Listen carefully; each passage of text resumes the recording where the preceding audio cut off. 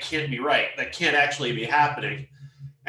But they got to follow the process, and the process is you gather up all the kids and you send them home. And it's this tiny Midwestern school, and so all the kids like live within this like 2 mile radius around the school, and they only have one bus, so they send they send some of the kids home on the bus, but then you've got this one group of kids led by Nancy Marchand from The Sopranos. Actually, she's got to walk them home. All the while, she's just got this like mask of terror on her face because all she can think about is that she knows that what this means. These kids really only kind of know what this means, that the world is about to end, and she's got 2 teenage sons that she's never going to see again. And so she's trying to hold herself together while she's walking these kids home, and kids are playing games and laughing, and maybe they're taking it seriously, maybe they're a little worried, maybe they're not. It is fascinating, and they made it right after the Cuban Missile Crisis.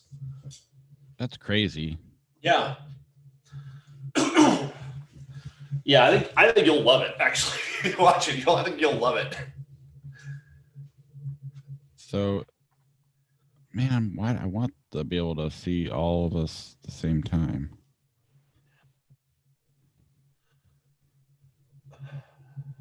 What are you trying to show? I'm trying to show, like, I'm watching it live on YouTube. Okay, there we go. It's a little bit better. We are live on YouTube, by the way. All right. So I don't say anything racist or something. Yeah, you never know. I just want to be able to see. I want to see my screen. I guess it doesn't matter. They can see it just fine.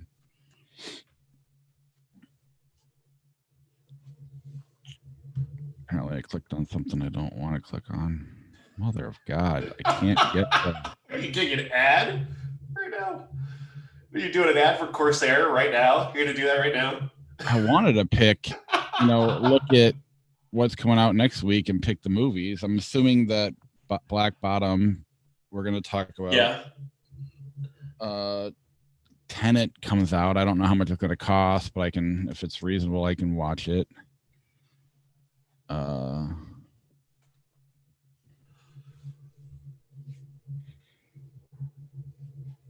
And I don't know what else, if you know anything else. Obviously, our classic's going to be Diary of a Mad Housewife. Yeah. I would say, that Bee Gees documentary, you should definitely watch that. It's on HBO, and you've got HBO, so I would highly recommend that. All right, perfect. Anything else for sure, or play it by ear? Let's see.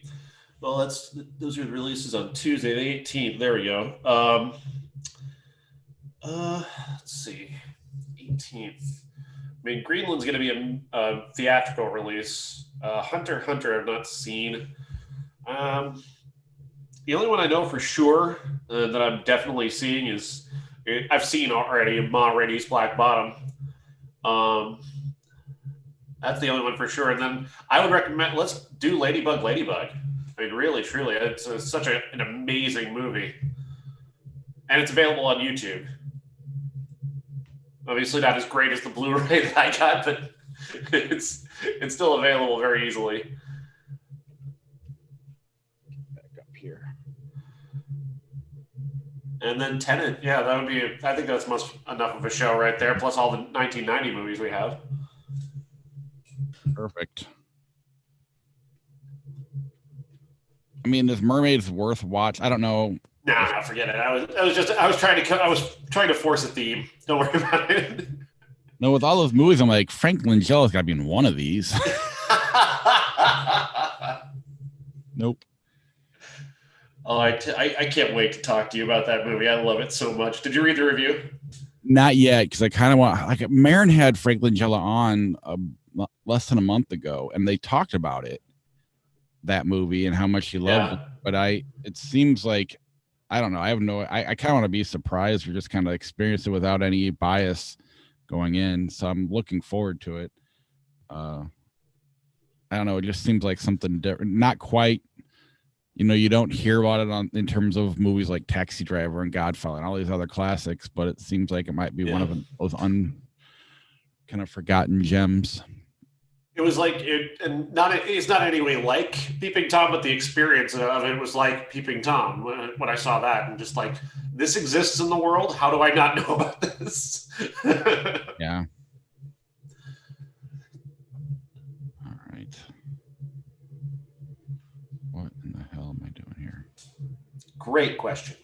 There we go. Did I lose you? Oh no. Okay, good. Thought I did for a second. All right. So you ready? Yeah. Folks at YouTube are getting a free show.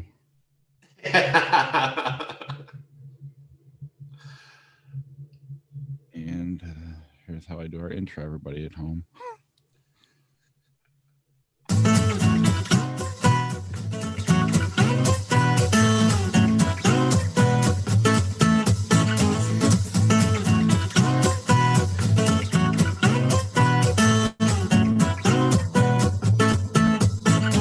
Welcome to the Everyone's a Critic movie review podcast. I'm your co-host, Bob Zarrell. With me, as always, is professional film critic Sean Patrick. Visit us at IHateCritics.net, Everyone's a Critic podcast.com. We're on Facebook, Twitter, Instagram. Our handle is CriticsPod. Subscribe to the show there, or like the show there, friend us, whatever they call it. Follow us. We're on Apple Podcasts, Google Podcasts, Stitcher, Alexa, Spotify, Ghana, all your podcatchers. Subscribe to the show, rate and review the show. We're also on YouTube. We're attempting to stream live on YouTube. Still learning all this stuff. And then maybe we'll make it a Patreon bonus, or maybe we'll just keep doing it because why not? We'll see what we're going to do. But patreon.com/criticspod is the best way to help support the podcast. I'm still waiting for my I Spit on Your Grave collection I ordered on Amazon. I think it arrived yesterday. I just haven't got my mail yet. So if you get to my house, don't take it before I get it. That's going to be our next Patreon bonus episode. So look forward to that. And I think that's TeePublic. IHateCritics.net. Our TeePublic page is up in the right-hand corner. You can get things like this shirt I'm wearing, Lord of the Fitbit. I also bought all the other shirts, so I'll be modeling those every week if you watch us live. So any news, or we get to jump right into the show? I'm a little out of it at the moment. Nothing I can think of. Oh, wait, no. Christopher Nolan ripped Warner Brothers. He ripped them for their decision to move all their stuff to HBO. And so did Denis Villeneuve, yeah. Yeah.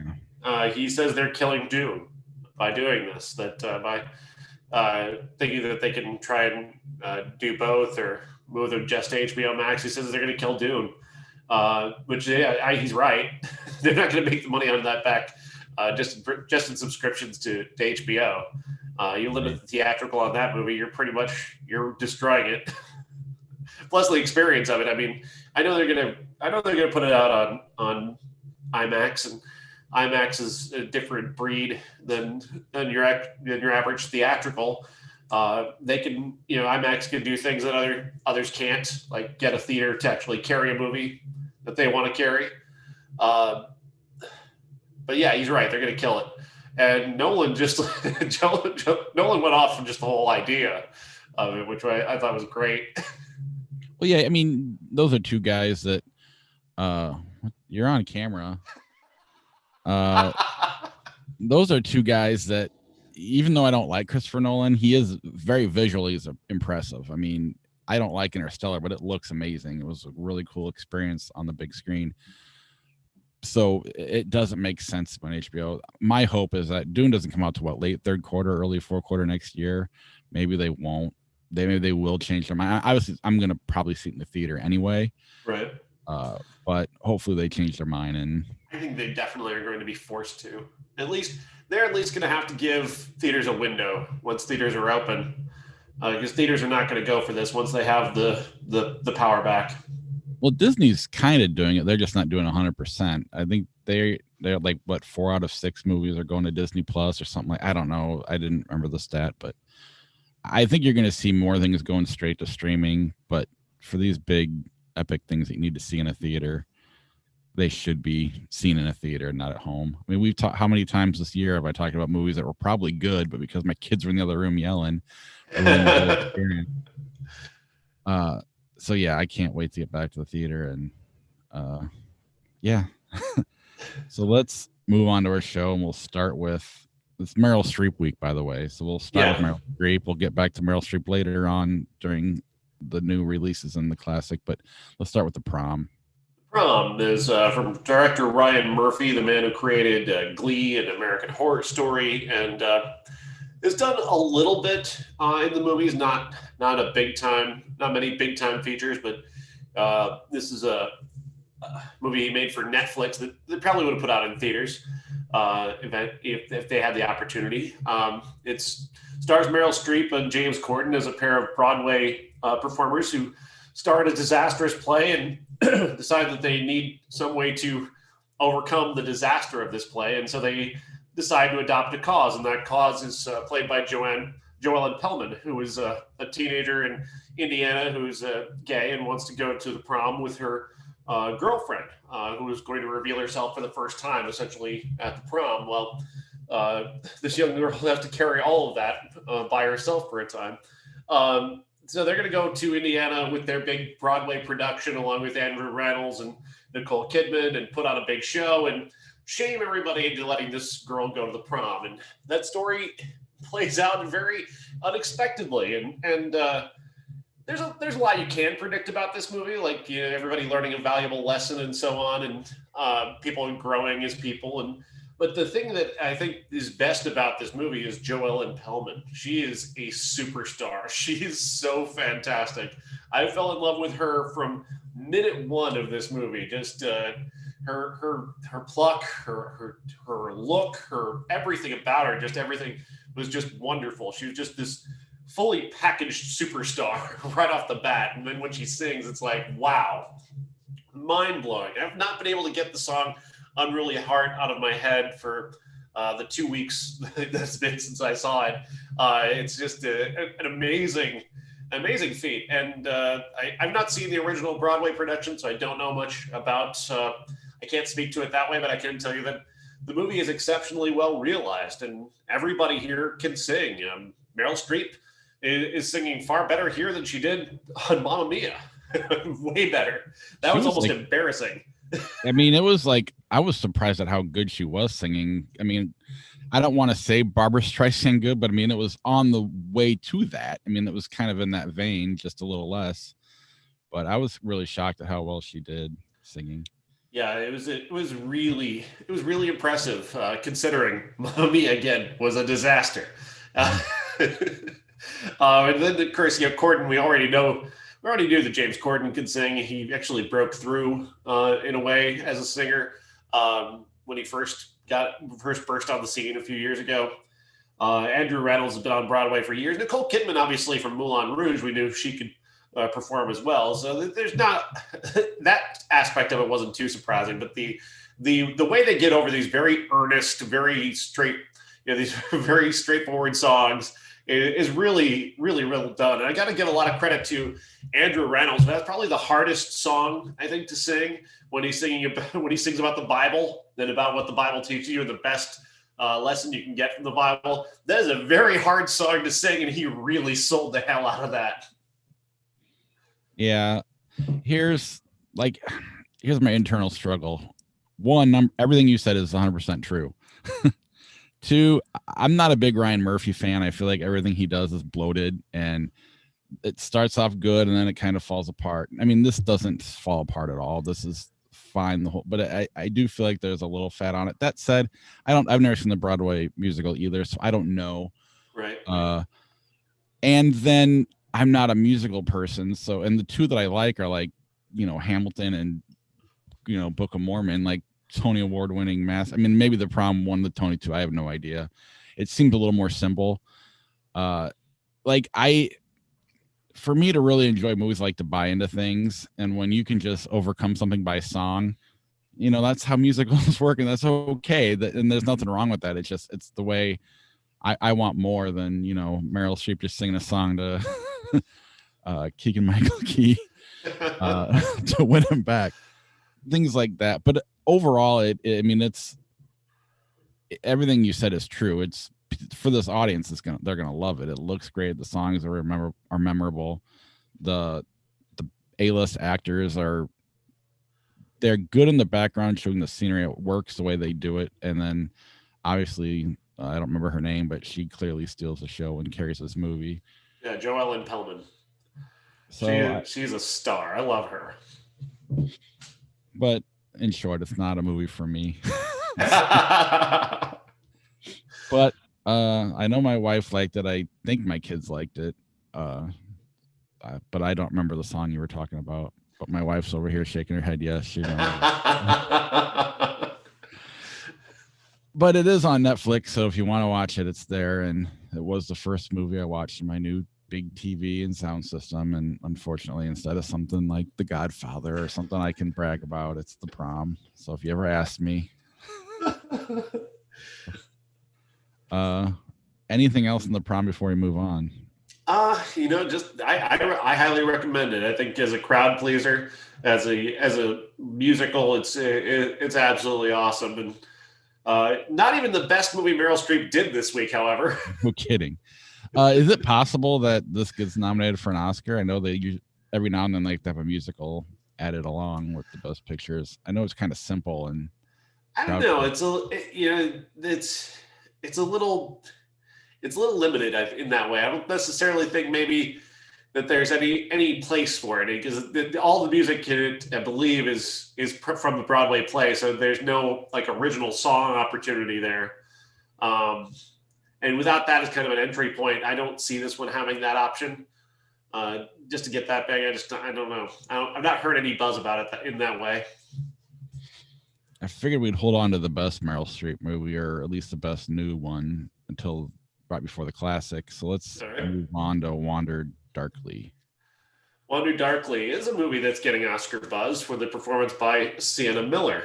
This is a movie about a couple who seemingly are on the verge of breaking up. It's Sienna Miller and Diego Luna, and their relationship is deeply troubled. And we learned this very quickly. They're just not on the same page. They've just had a baby together, and it's not obviously, this is not a great way to try and repair a relationship, which they seem to be kind of maybe had this baby as a way of repairing their relationship. They're not married, and they've kind of missed each other on that chance of getting married. So they're kind of both in this weird space of like, do I ask her or do we need to be married? And that's all very well communicated in just these first opening minutes. So they're really at odds again on this particular day because they're supposed to have a date night. He's forgotten about it until the very last minute. And so they're basically arguing all the way to this date night. And even after the date, they continue to argue in the car until, wham, car accident. Huge, just out of nowhere, head-on car accident. We end up at the hospital, and it appears that Sienna Miller's character has died. If you flash forward, and she's at her funeral, and she's watching Diego Luna attempt to deliver a eulogy, but he can't. He's overcome. He walks away. She flashes forward to her mother taking their baby. And she's like, well, where is he? Why isn't he taking the baby? Why isn't he caring for her? Where is he? And then she walks out of the house and she walks towards this busy overpass and she's going to jump as if maybe, I don't know, if she's not already dead, she's going to be. And suddenly he shows up and he's able to talk to her and touch her and they're interacting with each other. And how is this possible? Is he dead? Is she not dead? What is happening here?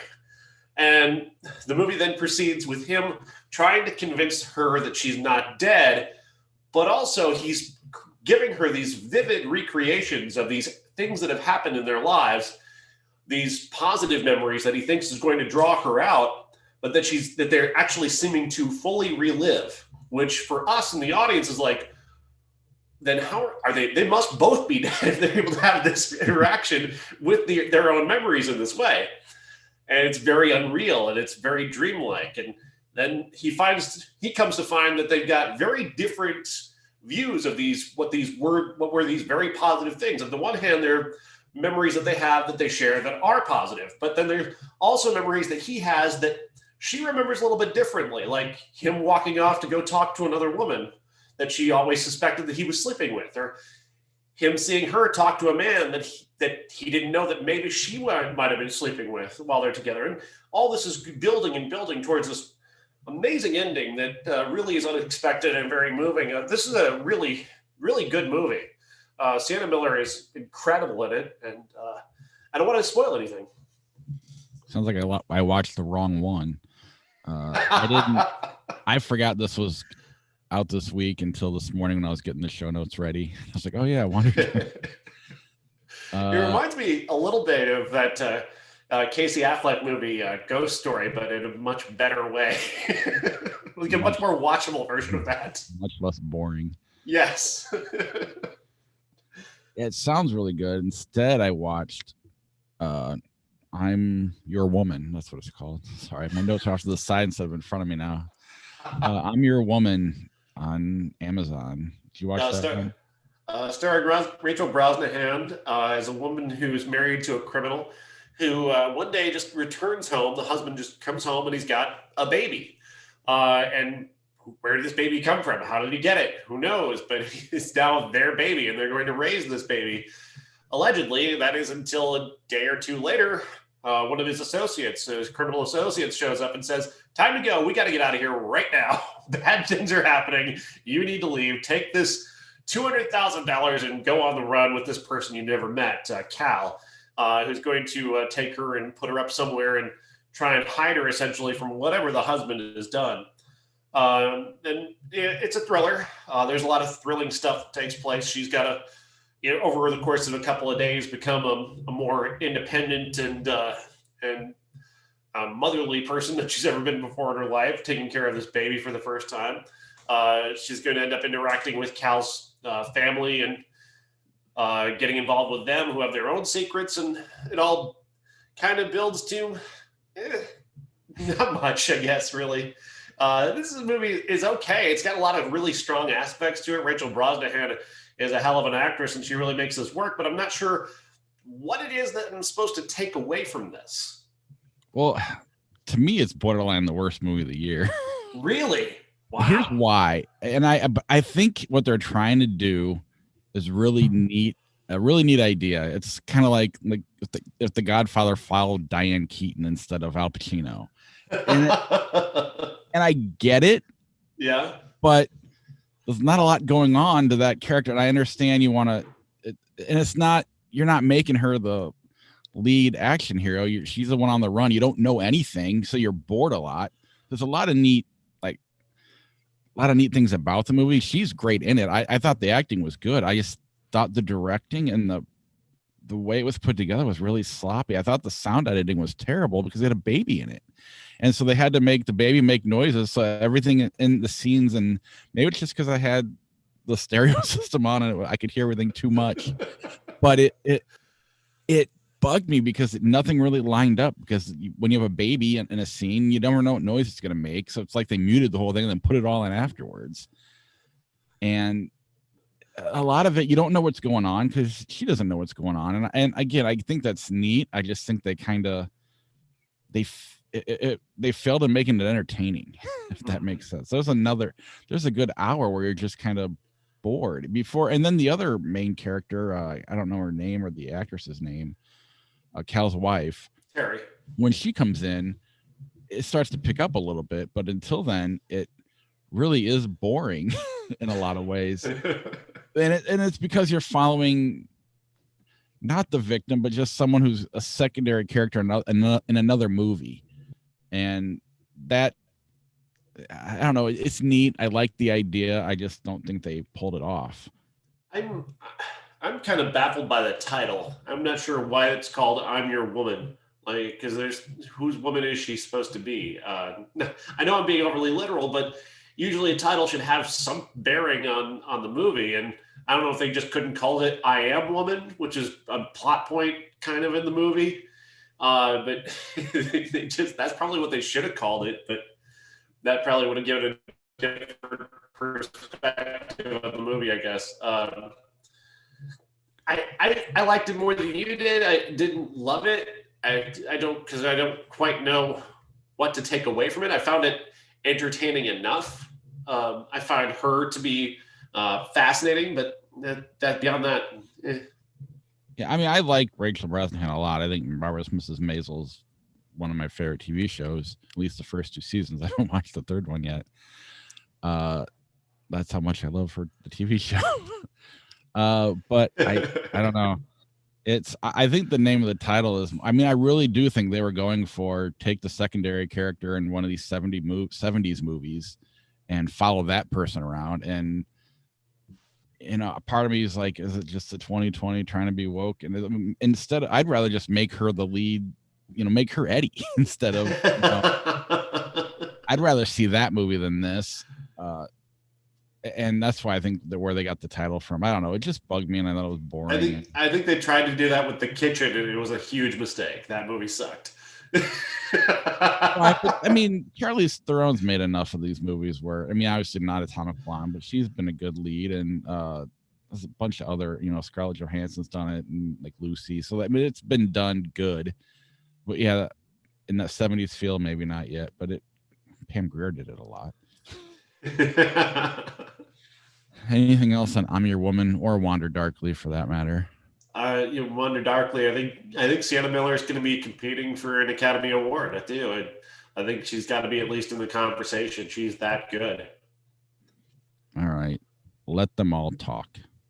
Let Them All Talk is from director Steven Soderbergh and starring Meryl Streep, Candice Bergen, Diane Wiest, and Lucas Hedges. The story of an author who is accepting an award. She doesn't like to fly, well, at least that's what she says. And they book her on a ship, the Queen Mary 2, and she's allowed to invite her 2 oldest friends, Diane Wiest and Candice Bergen.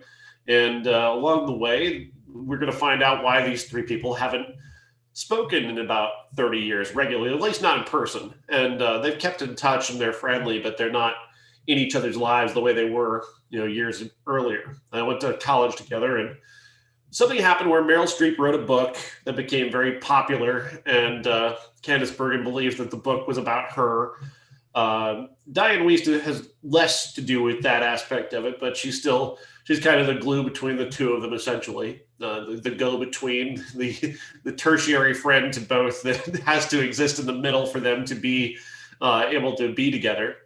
And then you have Lucas Hedges, who adds this unique element to the movie. He's this young kid who his aunt has become one of his closest friends and supporters, and he's along to kind of manage for her these relationships and keep Eddie away from her so she can write her book, and also, you know, try and keep tabs on her to make sure they're happy. And he ends up having a relationship with her book agent, who it's this really fascinating kind of slightly older woman, younger man dynamic that has a great deal of romance in it that almost romance, that kind of tentative, scary, discovering, you know, how to flirt, kind of how to feel somebody else out for the first time stuff. And Lucas Hedges is really great at that. He's just so good.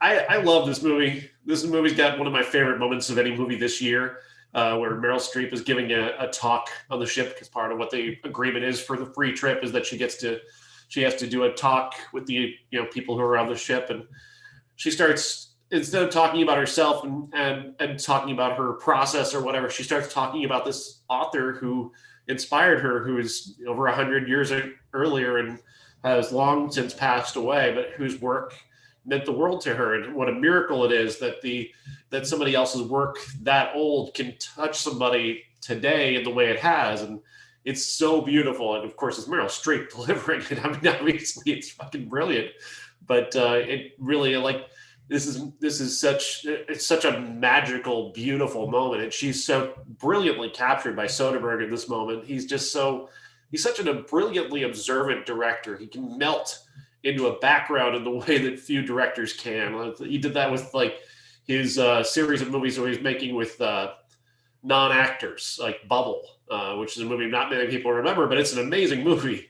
And he's just able to make his direction so quiet and so melted into the background that you feel like you're in the room with Meryl Streep as she's talking. It's like she's telling this to you, like you're in the audience, and it's amazing. I really love this movie. Yeah, it's like every year there's that one movie that kind of catches me off guard, like Little Women or Lady Bird or something like that. And this is that one this year.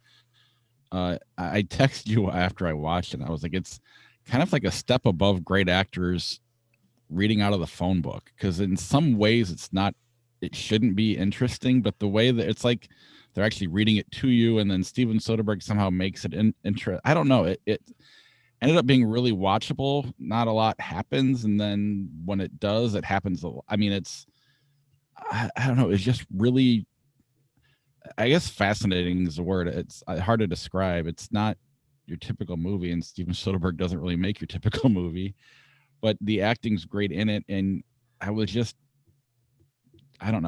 into it the whole time, if that makes any sense. To illustrate how amazing this is, there are a couple of scenes where it's just Diane Wiest and Candice Bergen playing board games. Yeah. And it really it's the way you were talking about was like Meryl Streep talking to you. It was like, that's kind of what it would be. You know, I remember when Righteous Kill came out with Al Pacino and Robert De Niro. I read a review that said everybody always said Robert De Niro and Al Pacino would be entertaining reading out of the phone book. That would be more entertaining than this movie was. But yes, the way that it was just kind of like you said, it was like he's talking to you. It almost felt like a conversation in a way, which was more, the great acting and Steven Soderbergh's direction that really made this a fascinating movie and just really neat, for lack of a better word. Yeah. I don't know if this is true or not. Somebody on Twitter was saying that most of the dialogue was improvised, which it feels like that. It feels like it. It does have that feel like of being like just a real conversation where a group of people are just given a point that they need to get to, or maybe just a kind of a vague outline of what they need to talk about, and they got to get there. And that was so cool. And I'm not going to pretend like I wasn't looking at my phone a lot during this movie. It still was able to somehow, I don't know. I didn't miss anything. It kept pulling me. I was able to pay attention to it even when I looked away. It was just a really neat experience. And when is Lucas Hedges going to make a mistake? Has he made a bad movie yet? Maybe. Been in a lot of movies, but I feel like they're all good. Yeah, he's really smart. He makes a lot of really smart choices like this and Boy Erased, and you mentioned it before with he's just so good, so good. And I really there's just this lovely scene where he can't quite decide whether or not he's going to try and hold this woman's hand when they're seeing a star show, whatever you call it. It's just lovely. They're just sitting next to each other in this dark room, surrounded by people. It's like being in a movie, and he can't decide. And and Soderbergh just watches his hand just kind of tentatively move there, but then move back, and just lovely, a lovely moment to capture. And he's a pretty versatile guy too. I mean, even as like a high school kid, he's played the dork. He's played kind of the gay friend. He's played the kind of the jock, the cool guy. He's been able to do all of it. I'm just curious. I mean, every time he's in a movie, I know it's going to be good. So, and it's interesting, usually like when you're talking about characters who have a lot of money or are in a, like a big money environment, like the Queen Mary 2, which is a big money environment, I'll get annoyed by stories like that of watching people of privilege, exerting their privilege. We're going to talk about that a little later with a movie that came out in 1990, but on why I was annoyed with that, but I didn't feel that for a second watching this. It just fell into the rhythm of this movie so quickly, and just listening to these people talk it was just something about it I found very exciting. No, I'm with you. Anything else on Let Them All Talk before we move on? It's a must see, and I do hope that Hollywood doesn't hold this against HBO and not nominate it. It is on HBO if you want to watch it. And I don't know what the rules are for this year. I believe, as I understand the rules, this movie did, I think, do a theatrical thing for like a weekend to get in front of people that way. But I don't know what the rules are for TV versus theatrical this year, because it's also different because of COVID. Yeah. But I would vote, like I said, Meryl Streep would be very high on my list, and Lucas Hedges as well would be high on my list of actors to be nominated for something. And Candice Bergen for Best Supporting Actress, no doubt. All right, Sienna Miller or Meryl Streep? Who wins? That's hard. It's Meryl Streep. It's going to be Meryl Streep for me, but Sienna Miller is very good. Very, very good. All right.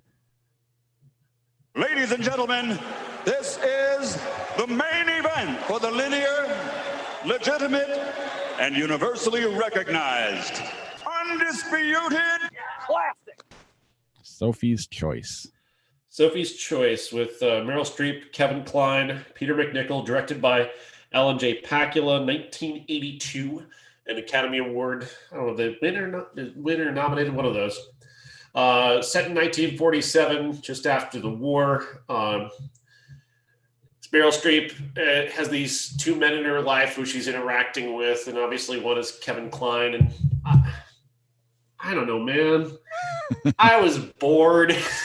I know I shouldn't have been, but this one didn't move me. Like, I kept thinking about Let Them All Talk and wanting to watch that movie again. I was watching this, and her accent is flawless. You know, she's Meryl Streep and all, but I don't know. I kind of dozed off during this movie, and I know I've seen it before.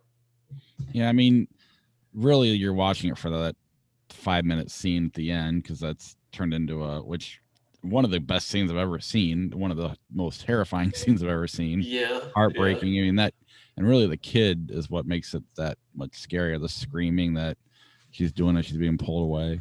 Oof, yeah. And then the sex scene immediately after she tells that story it's a powerful scene, but it is kind of boring getting there.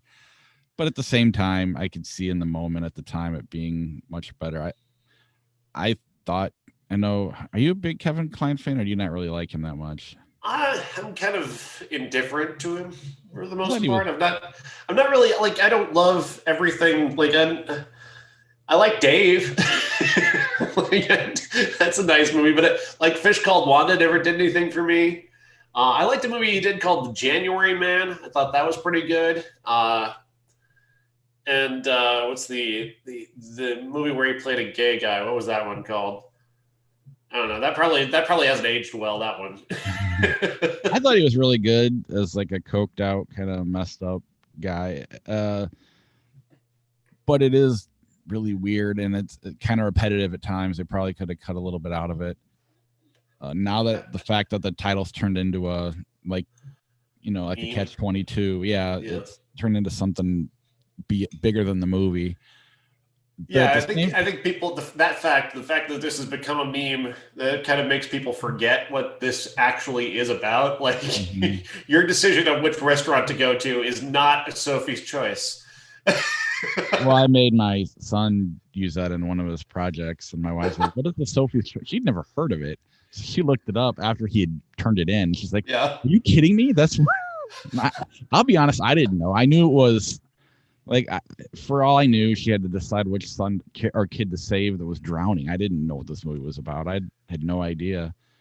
But I mean, I thought Meryl Streep disappeared into the role, which is really hard for someone as popular as her to do. I mean, obviously it was early on in her career, but you almost couldn't even recognize her. That's how much she disappeared into the character.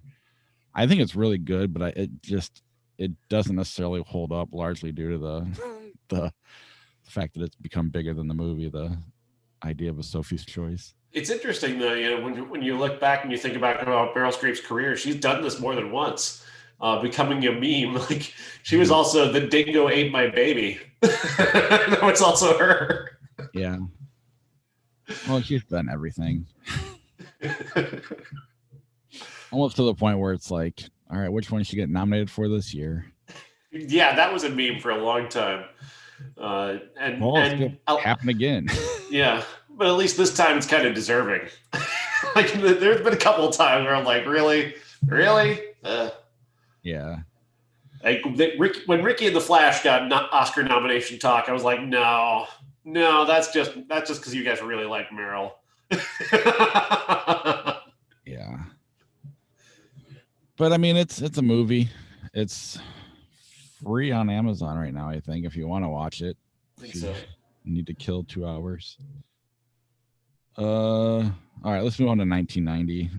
We'll start with Edward Scissorhands. Edward Scissorhands, Tim Burton, starring Johnny Depp, Diane Wiest, Winona Ryder, Alan Arkin. Really great cast and a really unique looking movie. Johnny Depp plays Edward Scissorhands, who is a person who was created by Vincent Price, who's some kind of mad scientist on this. Lives in the mansion on a hill above this really dorky suburban town. And he creates this person out of various, however he did it, whatever, magic, whatever. You just have to accept that this happened. And for some reason, he gave the guy scissors for hands instead of actually giving him hands. So he died before he could give him hands, I guess. But that was the last thing. Anyway, don't think about it too much. It's about weird magical stuff, and just let it be. And if you can not logic this movie, you might enjoy it a lot more. And I did. I managed to shut off the logic and just kind of enjoy the weirdness, and that's really what you have to do in some Tim Burton stuff. Oftentimes, I'm not able to do that, like Big Fish. I know people love that movie. I can't turn off my brain during that movie, and I don't enjoy it nearly as much. I like how weird this movie is. I like the weird aspects of Johnny Depp's performance. How you don't really learn all that much about him, and there's not much to learn. He's this innocent who's lived in a shack in an attic his entire life until he's found by the Avon lady, which again I think that just that dynamic is very funny. Just mentioning the dynamic of that, the Avon lady showing up and finding this guy and taking him home. Very funny dynamic. And Diane Wiest is amazing. She just so empathetic and so caring. And she just, it doesn't take her a second to just embrace this guy and wanting to bring him home and give him a life. And like, that's beautiful to me. That I find moving. And, Alan Arkin, similarly, just like, guy with scissors for hands in our house. All right. Put him to work on the lawn, I guess. That's funny. That's a funny way to approach it. Just the kind of, just the kind of kindness that is exhibited there is it's a lovely aspect of the story, and an incredibly memorable movie. I don't know why I hold back on this. I do something about it. Like my heart isn't completely invested in Edward, and the whole him and Winona Ryder thing. I don't think that really works. She kind of just doesn't feel like she's really, her performance is kind of there, but she's not really there the whole time. And her relationship with Edward, I thought, was kind of underdeveloped. So it really didn't have the emotional hold that I really wanted. And in the end, I think that's what's holding me back, is that relationship doesn't quite get developed. They don't really have a good scene together. Edward Scissorhands and Winona Ryder. Yeah. They're just there's just not a good enough scene for them to really have bonded. You've got the ice sculpture scene, which is beautiful. It's a beautiful looking scene. But we're missing like one emotional kind of connective scene with them. Especially from her to him. Yeah. I mean, you can, because he's just there. You can kind of accept he would be drawn to her, but there's nothing really other than the break in. But again, you kind of got to throw that out to really enjoy it, to like it for what it is. It's kind of a fun, like a leave it to Beaver neighborhood, and then like Freddy Krueger neighborhood right up the street.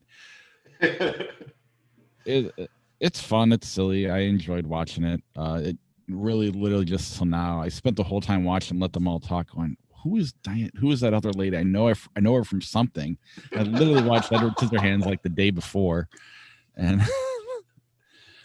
just now realized that was her. But yeah, I like it. It's fun. I don't really know what else to say about it other than it's got a cult. A lot of people remember and love this movie. I mean, it makes, to your point though about Winona Ryder, it's like, if you could have just done Godfather 3, maybe both movies would have been better. What else do we got? Did you watch Mermaids? No. How about Havana? No, I didn't watch Havana, but I did watch Bernardo Bertolucci's The Sheltering Sky. Tell me about that. The Sheltering Sky is a movie that it's definitely homework.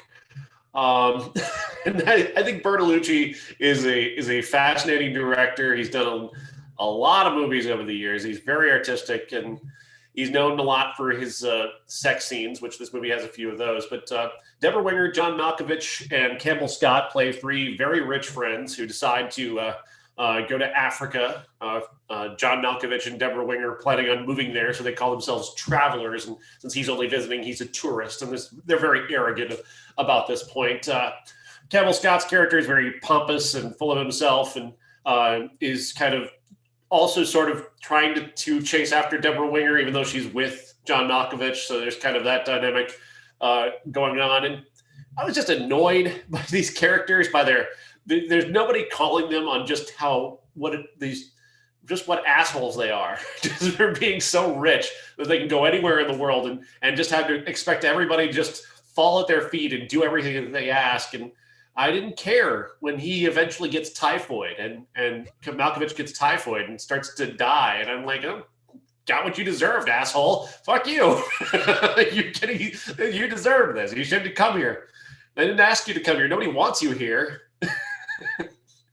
And you could have maybe, I don't know, looked into whether or not there was an outbreak of typhoid before you left for Africa, jerk. It's the 1940s. There's no internet or phone, or even phone for that matter. But still,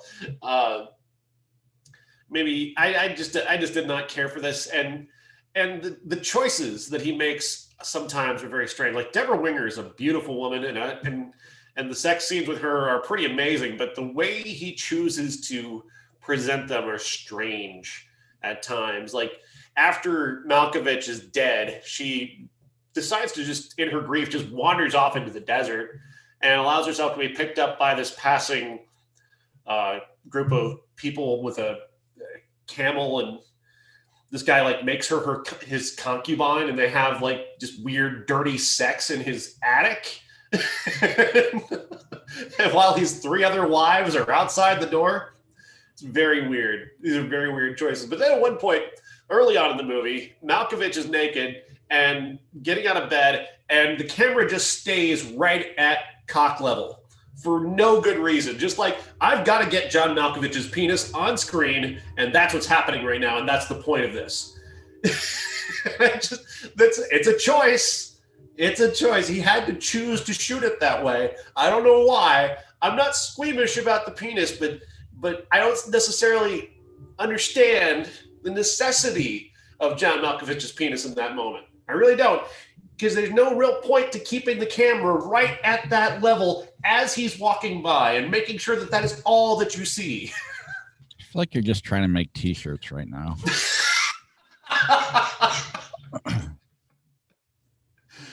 The catchphrase, I don't see the necessity of John Malkovich's penis. Yeah, I feel like you wrote that down, and like, I'm gonna have to say it at some point in this show.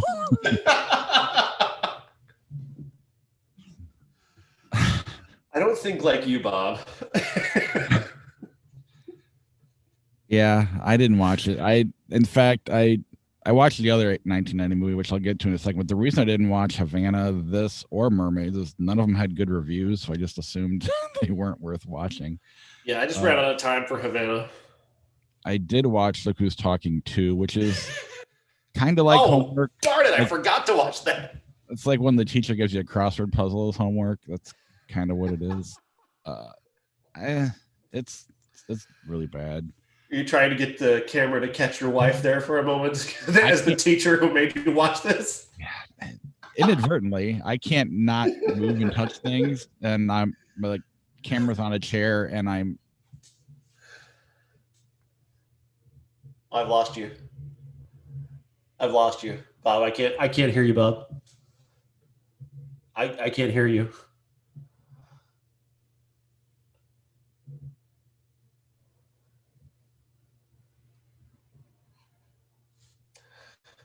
I can't hear anything you're saying.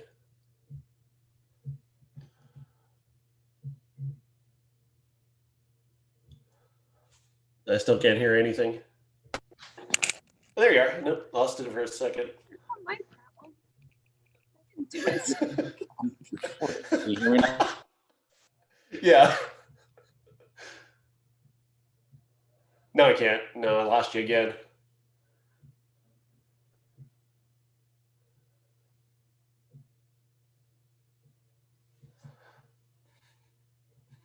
No, I got nothing. I can't hear you. You came back for a second and now you're gone again. There you are. To record, I have to probably, like right now I'm not recording anything. I'm sure you can hear me. Yeah, I can hear you now. Right, so I have to, let me reset it. Something happened to my USB port. All right.